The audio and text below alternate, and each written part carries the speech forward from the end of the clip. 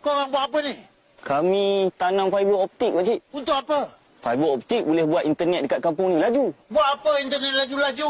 Pakcik, dengan internet yang laju, pakcik dapat kontak anak pakcik di KL dengan lebih mudah.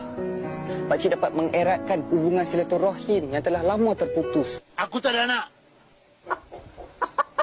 Pakcik, internet yang laju juga membolehkan pakcik berniaga online. Aku suka makan gaji. Pakcik mesti suka dengar ceramah dekat YouTube kan? Dengan internet yang laju, pakcik dapat dengar ceramah daripada ustaz-ustaz favourite pakcik. Aku suka ke masjid. Lagi dia. Face to face.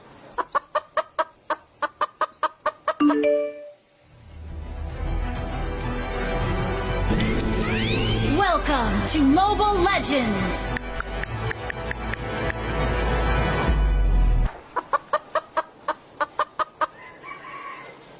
Tanam cepat-cepat sikit.